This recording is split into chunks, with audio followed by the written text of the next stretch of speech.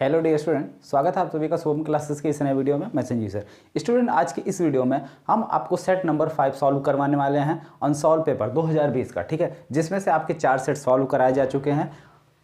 एक बच्चे ने कमेंट्स किया था कि सर हमें सेट नंबर 3 में प्रॉब्लम है। भाई आपको सेट नंबर 3 में कौन से क्वेश्चन में कहाँ पर प्रॉब्लम है, आप ये चीज़ बताइए तो ज़्यादा बेहतर है। आप सेट का नाम बताने से बेहतर है। जिससे आपने कहा कि सेट नंबर 3, तो सेट नंबर 3 में कौन से क्वेश्चन में दिक्कत है, आप जब तक ये नहीं कमेंट बॉक्स में कमेंट करते हैं फिर हम आपको कैसे बता पाएंगे कि आपका क्या प्रॉब्लम है या आपको कहाँ दिक्कत आ रही है। ठीक है, तो आप अपनी एग्जैक्ट प्रॉब्लम बताइए।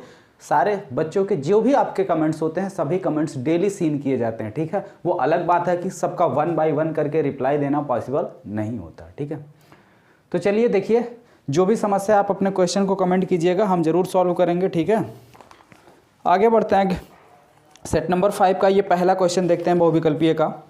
ध्यान से देखिएगा, ये क्वेश्चन थोड़ा सा जो है आपके फार्मूले से थोड़ा सा डिफरेंट है, लेकिन है बिल्कुल फार्मूले बेस पे ही है, बस थोड़ा सा डिफरेंट है। ध्यान से देखिएगा, बहुत अच्छे से समझ में आएगा। ठीक है, तो वीडियो लास्ट तक आप लोग जरूर देखिएगा और जितने भी बच्चे वीडियो को देख रहे हैं सभी लोग वीडियो को लाइक कर दीजिए। देखिए पहला क्वेश्चन है, एक समान पदार्थ के दो घनों की भुजाएं क्रमशः L और 2L है। दो घन दिए हैं। ठीक है, पहले घन की भुजा कितनी है? पहले घन की अगर हम बात करें, पहले घन की भुजा L है। दूसरे घन की भुजा कितनी है? दूसरे घन की भुजा जो है वो 2L है। ठीक है, इतनी बात समझ में आई। आगे देखिए क्या पूछ रहा है, इनके प्रतिरोधों का अनुपात पूछ रहा है। ठीक है, तो मान लेते हैं पहले घन का जो प्रतिरोध है, माना घन का प्रतिरोध R1 है, घन का प्रतिरोध R1 है। ठीक है, वह दूसरे घन का प्रतिरोध R2 है। ठीक है, हमसे पूछ क्या रहा है? R1 बटे R2 निकालना है। ठीक है, इतनी बातें समझ में आई। अब देखिए सिंपली R का क्या फार्मूला होता है? R बराबर हम जानते हैं क्या होता है, रो L बाई ए, जहां पे रो क्या है? पदार्थ का विशिष्ट प्रतिरोध। अब एक ही पदार्थ दोनों है। ठीक है, एक ही पदार्थ दोनों है, तो रो का मान दोनों के लिए, पहले घन और दूसरे घन दोनों के लिए सेम होगा। लंबाई और क्षेत्रफल, यही दोनों चीजें बदलेंगी। ठीक है, तो पहले घन का क्षेत्रफल कितना हो जाएगा यहां बताइए। ठीक है, भुजा कितना भाई इसका? L है। तो घन के एक घन में कितने साइड होते हैं? 6 साइड होते हैं। एक साइड का एरिया कितना होगा? L square. तो 6 साइड है, 6L स्क्वायर। दूसरे का क्षेत्रफल कितना हो जाएगा? इसमें भी 6 साइड है, तो 6 गुणे इसकी लेंथ कितनी है? एरिया लेंथ इंटू ब्रेथ, यानी अगर आपका घन है तो यानी घन में सभी भुजाएं की लंबाई चौड़ाई बराबर होगी। तो L स्क्वायर यानी 2L का स्क्वायर करोगे कितना आ जाएगा? 4L square. 6 into 4L square, ये इसका एरिया निकल गया। ठीक है, लंबाई देख ही रहे हैं आप, क्या क्या है, वैल्यू रख लो। तो R1 बराबर क्या हो जाएगा यहां से आपका? रो L की जगह वैल्यू L, ए की जगह कितना रहेगा? 6L square. ठीक है, ये आपका हो गया समीकरण नंबर 1। R2 कितना निकलेगा यहां से? रो, इस बार लंबाई कितनी है दूसरे की? 2L अपान एरिया 6 इंटू 4L का स्क्वायर। Equation number 2। समीकरण नंबर 1 में समीकरण नंबर 2 से भाग कर दो। हाँ, कुछ बच्चों को ये भी प्रॉब्लम होती है कि सर क्वेश्चन जो है आप बोर्ड पर दिखाइए। तो देखिए, ये जैसे अगर हम क्वेश्चन कहीं एक्स्ट्रा किसी अलग बुक से या कुछ ऐसा क्वेश्चन होता जो आपके पास ना होता तो हम जरूर दिखा देते। अनसॉल्व का क्वेश्चन है, आप मार्केट से अनसॉल्व पेपर ले लीजिए। अगर आप एक अनसॉल्व पेपर मार्केट से नहीं ले सकते हैं तो फिर आप चैप्टर वाइज वीडियो देख के ही तैयारी कीजिए, इसको फिर मत देखिए। ठीक है, आप चैप्टर वाइज वीडियो देखिए और अपनी तैयारी कीजिए। यार आप लोग एक अनसॉल्व पेपर नहीं ले सकते। और वैसे भी अनसॉल्व पेपर का PDF जो टेलीग्राम लिंक में भी, टेलीग्राम ग्रुप में भी डाल दिया गया था, आप लोग चाहे तो वहाँ से डाउनलोड कर सकते हैं और ऐप पर भी डाल दिया गया है। ठीक है। तो कहीं से भी, चाहे आप लोग मार्केट से ले लीजिए या डाउनलोड कर लीजिए अनसॉल्व पेपर, तो भाई सारी सुविधाएं आपको दी जा रही है, तो फिर क्वेश्चन को यहाँ स्लाइड करने में टाइम वेस्ट होता ज़्यादा, ठीक है। एक वीडियो बनाने के लिए वैसे ही इतना टाइम वेस्ट होता है, ऊपर से क्वेश्चन भी स्लाइड करें तो बहुत ज़्यादा टाइम लग जाएगा, और इतना टाइम इस समय जो है मुश्किल है सब कर पाना। चलिए आगे देखिए। तो R1 को R2 से क्या करो, भाग कर दो, यही निकालना ना, भाग कर दो। अब देखो, रो से रो कैंसिल, L से L कैंसिल, 6L स्क्वायर से 6L स्क्वायर कैंसिल, R1 बटे R2 बचा कितना, R1 बटे R2। ऊपर आपका बचा कुछ नहीं, ऊपर बचा 1, नीचे 2 1 के 2, 2 दूनी 4, नीचे बचा 1 बटे 2। ये 2 पलट के चला जाएगा, ऊपर कितना आ गया 2 बटे 1। तो अनुपात कितना हो गया आपका, R1 अनुपाते R2 बराबर 2 अनुपाते 1। तो जो भी ये ऑप्शन है, यही ऑप्शन आपका सही होगा, ठीक है। अनसॉल्व पेपर में देखिए शायद ये आपका ऑप्शन नंबर 3 है, तो ऑप्शन नंबर 3 आपका बिल्कुल करेक्ट है, ठीक। आगे बढ़ते हैं अगले क्वेश्चन की तरफ। अगला क्वेश्चन भी काफ़ी ज़्यादा इंपॉर्टेंट है, ध्यान से देखिएगा, ठीक है।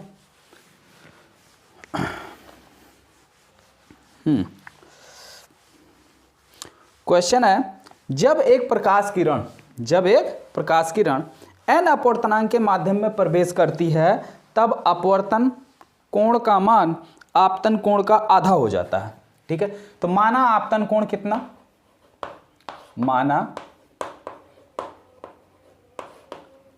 आपतन कोण I, ठीक है। और यही कह रहा अपवर्तन कोण, तो अपवर्तन कोण कितना हो जाएगा, अपवर्तन कोण कितना हो जाएगा, R हो जाएगा, ठीक। और ये R की वैल्यू है कितना, आपतन कोण का आधा, I/2, ठीक है। कांच का अपवर्तनांक कितना है, n। तो n इक्वल टू क्या होता है स्नेल के नियम से, साइन I बटे साइन R, साइन I बटे साइन R। वैल्यू रखिए, n equal to sine I बटे साइन R की जगह I/2, ठीक है। अब देखिए एक फार्मूला होता है, हम जानते हैं क्या, sine 2x equal to sine x 2 sine x cos x, ठीक है। तो इसके अकॉर्डिंग I को I/2 कर दो, यहाँ 2 से गुणा कर दो, ठीक है। समस्या, कोई समस्या नहीं होनी चाहिए ना। साइन 2 इंटू I/2, इसको ऐसे लिख सकते हैं, साइन I को 2 से 2 कट जाएगा, फिर यही चीज बचेगा I, ठीक है, समस्या नहीं। अब देखिए इससे इसको मैच कर रही है, तो x की जगह पे कितना लिखा हुआ I/2, ओपन कर दीजिए इसी फार्मूले से। तो n equal to 2 sine I/2 cos I/2 बटे नीचे साइन I/2। तो साइन I/2 साइन I/2 आपका कैंसिल हो गया। आया क्या, आया आपका n equal to 2 cos I/2। पूछा क्या है, देखिए ऑप्शन में है ये चीज। तो अपवर्तन कोण होगा, यानी अपवर्तन कोण R का मान पूछा, इसी को, ठीक है, इसी का मान पूछा, ठीक है। तो 2 से इधर आएगा, ये 2 इधर आएगा, भाग में हो जाएगा। तो cos I/2 equal to n/2, ठीक है। तो I/2 cos इनवर्स n/2, और ये है क्या, अपवर्तन कोण। तो आंसर कौन सा हो गया आपका, cos इनवर्स n/2, यानी आंसर नंबर 2 जो है आपका राइट है। आगे देखिए अगला क्वेश्चन है, निम्न में से पीएन संधि डायोड उत्क्रम अभिनत में है। ये 4 ऑप्शन दिया है, पूछ रहा पीएन संधि डायोड का उत्क्रम अभिनत कौन सा है। पीएन संधि डायोड का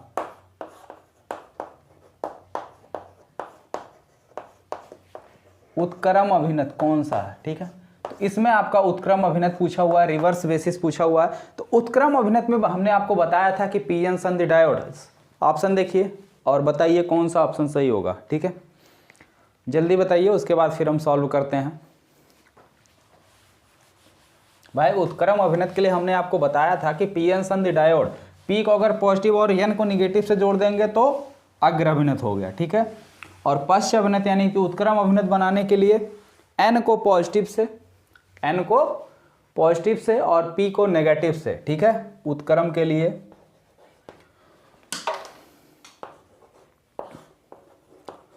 उत्क्रम अभिनत के लिए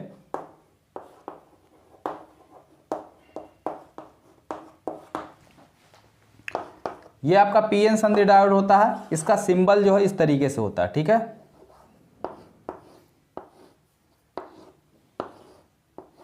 ये होता आपका P और ये होता आपका N, ठीक है।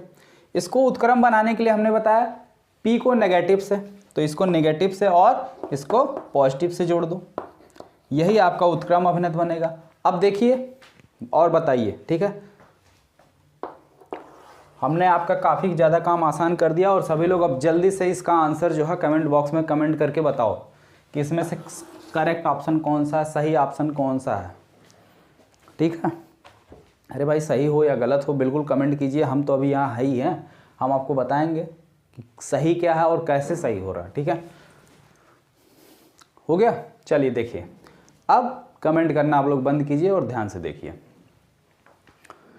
P को नेगेटिव से, अब नेगेटिव यहाँ पे देखिए कहीं P को नेगेटिव से लिखा गया है, ये आपका P हो गया, ये N हो गया, ये P हो गया, ये N हो गया, ये P हो गया, ये N हो गया, ये N हो गया, ये P हो गया, ठीक है। सारी चीज़ें हमने लिख दिया। अब ध्यान से देखिए आपका P नेगेटिव कहाँ है, तो अगर आप ध्यान से देखें तो आपका P यहाँ पे भी नेगेटिव है, यानी अर्थ किया गया, अर्थ करने का मतलब होता है नेगेटिव से, ठीक है। तो यहाँ पे भी आपका P नेगेटिव है और यहाँ पर भी आपका P नेगेटिव है। दो में तो आपका P नेगेटिव है और एक जगह और आपका P नेगेटिव है। यहाँ पे 3 ऑप्शन में आपके P नेगेटिव है, ठीक है। चौथे ऑप्शन में P आपका पॉजिटिव है, तो ये ऑप्शन तो आपका हो नहीं सकता, ये ऑप्शन आपका क्या हो गया, कैंसिल हो गया, ठीक। अब बच रहा N को पॉजिटिव से करना। अब ये आप ध्यान से देखिए N पॉजिटिव आपका कहाँ कहाँ है, तो N जो है आपका पॉजिटिव, यहाँ पे N देखिए आपका नेगेटिव है, तो ये ऑप्शन भी आपका कैंसिल हो गया, ये नहीं सही हो सकता। पहला ऑप्शन देखिए यहाँ पे भी है N आपका नेगेटिव है, ये भी कैंसिल हो गया। तो N पॉजिटिव कहाँ पे है, केवल सेकंड में, यानी सेकंड ऑप्शन आपका राइट हो गया, ठीक है। तो इस तरीके से ऑप्शन को एलिमिनेट किया जाता है कि कौन सा ऑप्शन नहीं हो सकता, पहले उसको एलिमिनेट कर दो, फिर जो बचेगा, अगर आपको कोई डाउट है या आप सही नहीं जान पा रहे हैं कि यही सही होगा, तो सबसे पहले ऑप्शन को एलिमिनेट कर दो कि कौन सा नहीं होगा, ठीक है। समझ गए, चलिए आगे बढ़ते हैं अगले क्वेश्चन की तरफ। जो इसमें एक अल्टरनेट क्वेश्चन हम बता रहे हैं, एक आपके लिए होमवर्क में है, उसको आप ट्राई कीजिए, नहीं आता है तो पूछ लीजिए, ठीक है। अगर नहीं आता है तो उसको आप लोग पूछ लीजिए, वैसे आप लोग कर ले जाएंगे अगर वीडियो सही से देखे होंगे तब, ठीक है। और आई होप आप लोगों ने सभी वीडियो को अच्छे से देखा भी होगा, तो कहीं पे भी कोई समस्या नहीं होगी।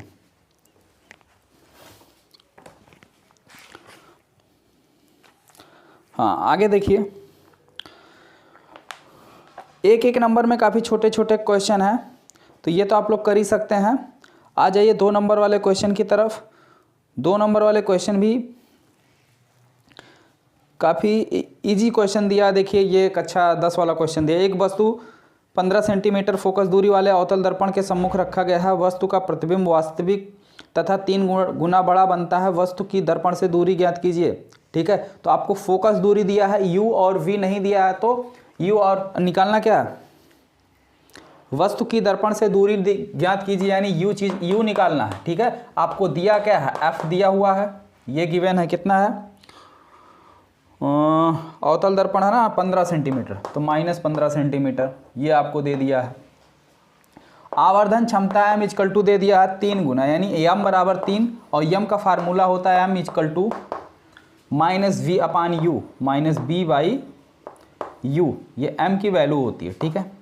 तो यहाँ से u और b में रिलेशन निकाल लो और दर्पण वाला फार्मूला लगा लो, 1/f equal to 1/b plus 1/u, ठीक है। इससे आप आसानी से कैलकुलेट करके u का मान निकाल लो। यहाँ से m की जगह आप 3 रख देंगे, ठीक है, तो यहाँ क्या हो जाएगा माइनस बी बाई यू, तो माइनस वी इजकल टू कितना हो जाएगा 3u, या v इजकल टू कितना हो जाएगा 3u। यही v की वैल्यू उठा के यहाँ पे रख देना और f की वैल्यू आपको यहाँ दी हुई है, u का मान ऑटोमेटिक आ जाएगा। ठीक है, इतना काम आप कर सकते हैं। चलिए आगे बढ़िए।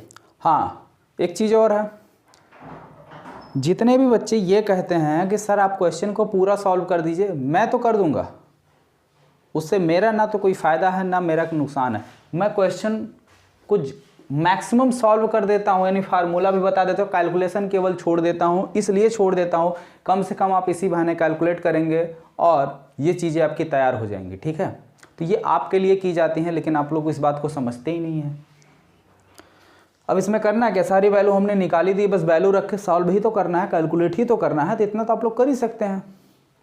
चलिए आगे बढ़िए अगले क्वेश्चन की तरफ।